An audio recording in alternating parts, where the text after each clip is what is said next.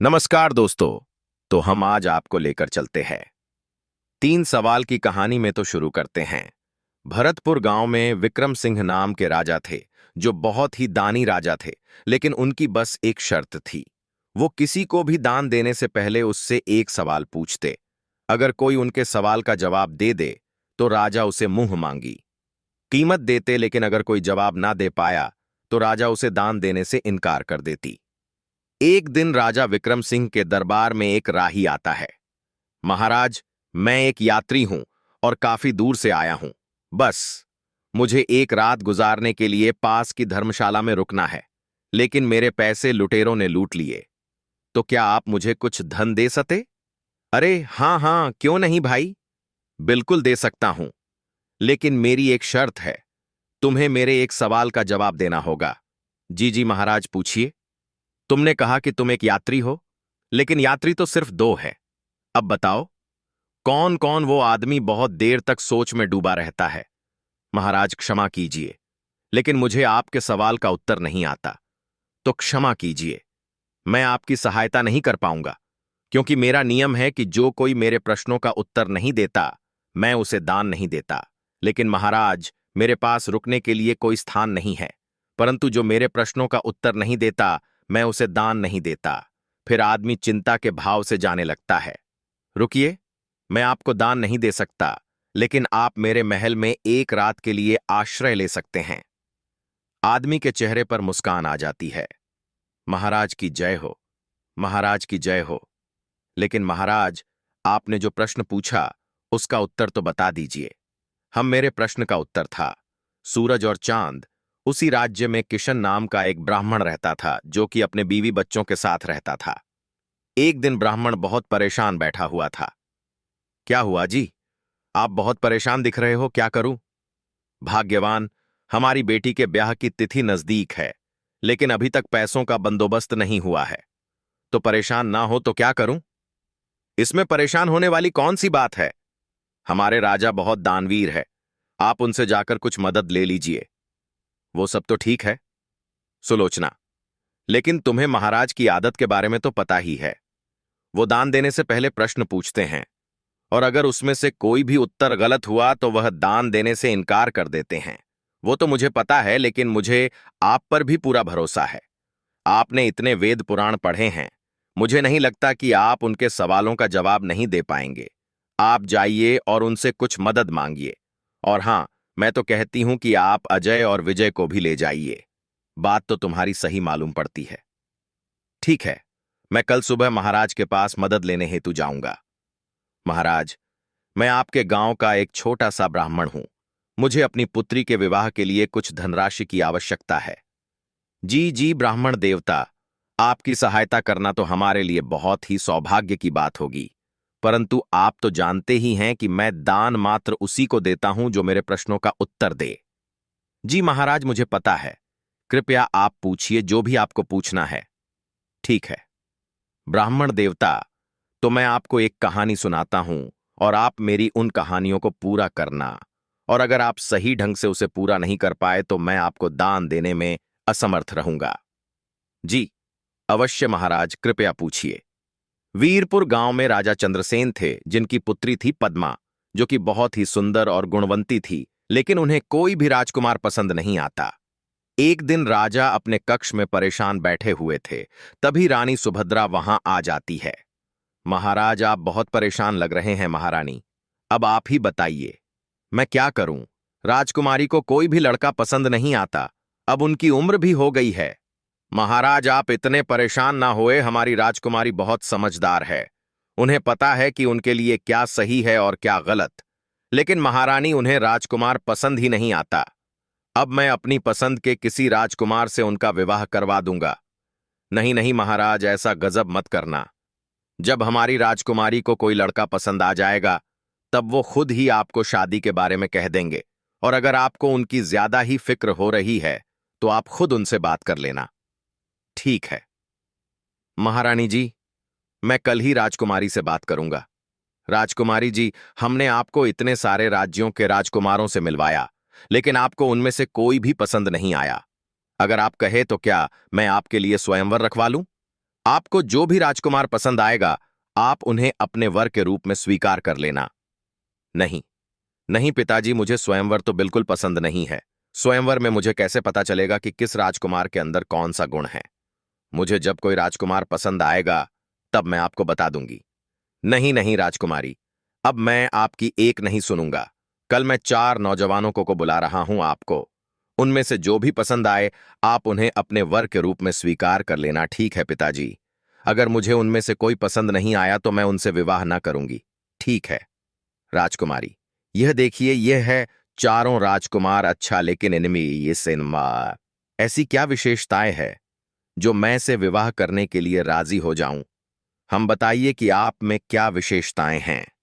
महाराज, मैं कपड़ा बेचकर जितना भी धन कमाता हूं, उसका एक हिस्सा मैं देवताओं को चढ़ाता हूं, एक हिस्से को अपने ऊपर खर्च करता हूं, और एक हिस्सा बचा कर रखता हूं, और एक हिस्से को अपनी पत्नी के लिए रखता हूं। और यह कला सिर्फ मुझे ही पता है। अगर तुम इनसे शादी करोगी तो तुम्हें कभी भी पैसे की तंगी नहीं देखनी पड़ेगी। हाँ, अब आप बताइए कि आप में क्या गुण है महाराज? मैं सभी पशु पक्षियों की बोली जानता हूं। मैं किसी भी पशु पक्षी की बोली आपको सुना सकता हूं और समझ भी सकता हूं।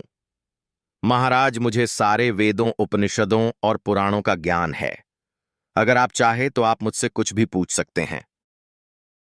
अभी उसकी आवश्यकता नहीं है। समय आने पर हम आपकी परीक्षा लेंगे। हाँ, बताइए, तुम में ऐसा क्या खास गुण है जो मेरी बेटी तुमसे विवाह करे? महाराज, पशुओं की आवाज निकालना कोई बड़ी बात नहीं, और वेद उपनिषदों का ज्ञान भी बहुतों के पास होता है, और पैसों को कैसे और कहां खर्च कर करना है, यह भी बहुत सारे लोग जानते हैं। लेकिन जो मुझ में विशेषता है, वह बहुत कम लोगों में देखने को मिलती है। मैं शब्द भेदी बाण चलाना जानता हूं, और मेरा निशाना बिल्कुल सटीक लगता है। जहां से भी आवाज आती है, मैं वहीं पर बाण चलाता हूं, और मेरा निशाना आज तक नहीं चुका। तो राजकुमारी बताइए, आप इन चारों में से किसे अपना वर चुनेंगे? हाँ तो बताइए, ब्राह्मण देवता, कि राजकुमारी इन चारों लड़कों में से किससे शादी करेगी? महाराज, राजकुमारी बहुत ही समझदार थीं। अगले दिन राजकुमारी, आपने कहा था कि आप आज बताएगी कि आप इन चारों में से किसे अपना वर चुनेंगे। जी पिताजी, मैंने अपना वर चुन लिया है। पिताजी, जो पहले प्रतिद्वंदी है वो शिल्पी है, जो पशुओं की भाषा जानता है वो ज्ञानी है, जिन्हें पुराणों का ज्ञान है वह ब्राह्मण है, पर जो शब्द भेदी बाण चलाना जानते हैं वो एक क्षत्रिय है। तो एक क्षत्रणी का विवाह भी क्षत्रिय से होना चाहिए। राजा अपनी पुत्री की बुद्धिमत्ता को देखकर बहुत खुश हो जाते हैं और उनका विवाह चौथे लड़के, यानी जो क्षत्रिय था, उनसे करवा देते हैं। वाह, अति उत्तम! ब्राह्मण देवता मान गए आपके ज्ञान को। हां तो अजय, अब तुम्हारी बारी।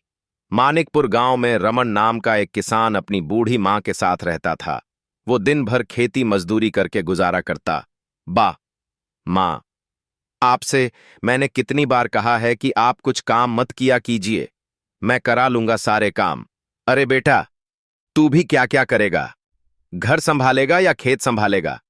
वैसे भी मैं तुझे कब से कह रही हूं कि मुझे एक बहू ला दे तो मैं आराम से बैठूंगी। अरे मां, इतनी सी खेती में हमारा गुजारा होना ही इतना मुश्किल है, तो एक और का गुजारा कैसे होगा? तू तो हमेशा ही बहाने मारता रहता है।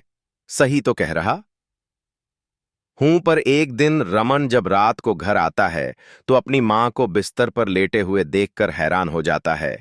मामा, क्या हुआ? मां, आपका पूरा शरीर आग से तप रहा है। चलिए, मैं शीघ्रता से आपको वैद्य जी के पास ले चलता हूं। वैद्य जी, देखिए ना, मेरी मां बहुत ज्यादा जर में है बेटा। अभी तो मैंने इन्हें औषधि दे दी है, लेकिन इनका उपचार मुझसे नहीं होगा। तुम एक काम करो, शहर जाकर किसी अच्छे से डॉक्टर को अपनी मां को दिखाओ। ठीक है वैद्य जी, जैसा आप कहे मैं वैसा ही करूंगा। लेकिन बेटा, तुम्हें कम से कम 15-20 हज़ार रुपयों का इंतजाम करना पड़ेगा। मैं अपनी मां के लिए कुछ भी कर सकता हूं। रमन उसकी मां को घर ले आता है। मां को शहर में अच्छे डॉक्टर को भी दिखाना है, लेकिन पैसों का क्या करूंगा, कहां से लाऊंगा? इतने पैसे बेटा, तुझे मेरी फिक्र करने की जरूरत नहीं है। अब मैं बूढ़ी हो चुकी हूं। मेरी जितनी उम्र थी मैं जी चुकी हूं। ऐसा मत बोलो मां, मैं अभी सेठ दयाराम से कुछ पैसे उधार लेकर आता हूं, उन्हें बाद में चुका दूंगा। वैसे भी वह पिताजी के बहुत अच्छे मित्र थे। हो ना हो, वो हमारी सहायता अवश्य करेंगे। लेकिन बेटा, पूरा गांव जानता है कि वो कितने कंजूस और लालची हैं।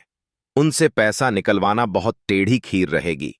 मां, मेरे लिए इस पूरे संसार में आपसे बढ़कर और कोई नहीं, और इस वक्त उनके अलावा मेरी सहायता और कोई भी नहीं कर सकता। इसलिए मैं जा रहा हूं। रमन जल्दी से सेठ दयाराम के पास पहुंच जाता है।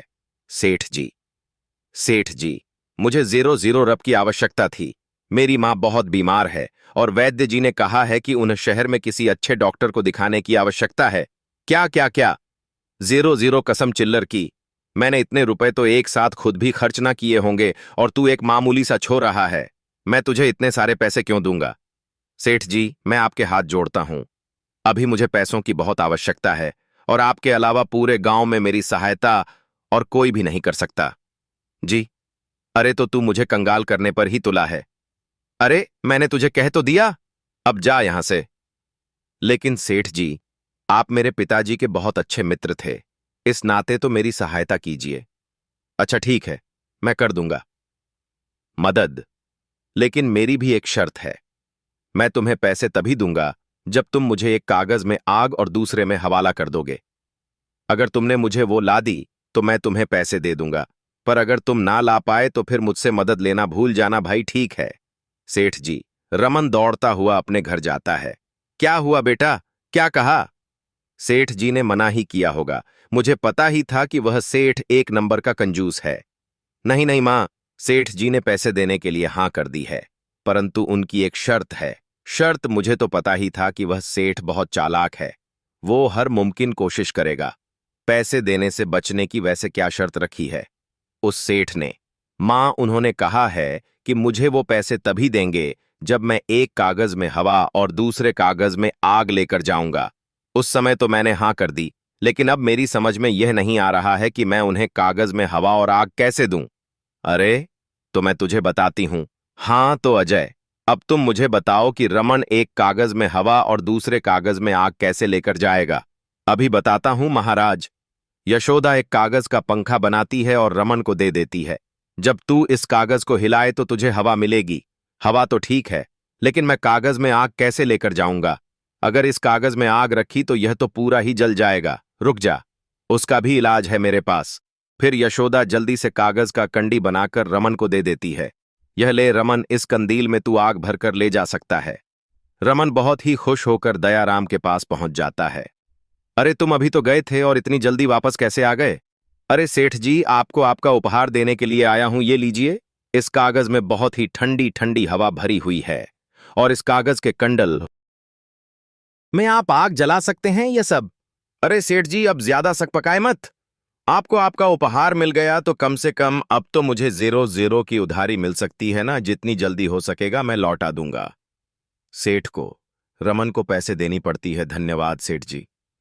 वाह अजय वाह, मैं तुम्हारे उत्तर से बहुत प्रसन्न हूं। तो अब विजय, तुम्हारी बारी। जी महाराज, पूछिए। आपको मुझसे क्या पूछना है विजय? तुम हमारे राज्य में से 2 ऐसे आदमी ढूंढ के लाओ जिनमें से एक ने कभी झूठ नहीं बोला हो और दूसरे ने कभी सच नहीं बोला हो। ठीक है महाराज, आप मुझे आज शाम तक का समय दीजिए, मैं ऐसे आदमी को ढूंढ कर ले आऊंगा। ठीक है। विजय एक आदमी को अपने साथ लेकर आता है। अरे विजय, मैंने तुम्हें 2 आदमियों को ढूंढ कर लाने के लिए कहा था, लेकिन तुम तो बस एक आदमी को लेकर आए हो। महाराज, इस एक ही आदमी के अंदर दोनों गुण हैं। इसने ना कभी झूठ बोला ना कभी सच बोला, पर वो हो कैसे? क्योंकि महाराज, यह आदमी बोल ही नहीं सकता। क्या वाह विजय वाह, ब्राह्मण देवता! हम आपके और आपके दोनों बेटों के जवाब से बहुत प्रसन्न हैं। इसलिए मैं आपकी बेटी की शादी अपनी तरफ से करवाना चाहता हूं। दोनों बेटे बहुत खुश हो जाते हैं। क्या जय हो! राजा सिंह जी की जय हो, राजा विक्रम सिंह जी की जय हो, राजा विक्रम सिंह जी की जय की जय का जय हो। और वीडियो अच्छी लगी हो तो वीडियो